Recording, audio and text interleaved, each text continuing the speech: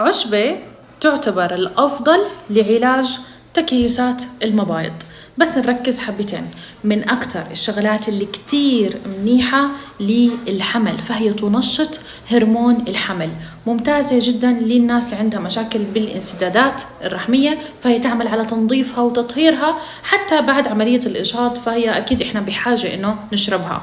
ممتازة جدا للنساء اللي عندها مشاكل بلخبطة بالهرمونات، فهي تعمل على تنظيم الدورة الشهرية، وكتير منيحة للناس اللي عندها مشاكل طبعا بالجهاز الهضمي، سواء عندك مشاكل إسهال، سواء عندنا مشاكل ديدان، فهي تعمل على تنظيف الجهاز الهضمي وتطهيره. بالنسبة للناس اللي عندها مشاكل بتكيسات المبايض مع طبعا لخبطة بالهرمونات، تتاخذ قبل الدورة الشهرية ب3 أيام ليومين، نستخدم معلقة مع كوب مي.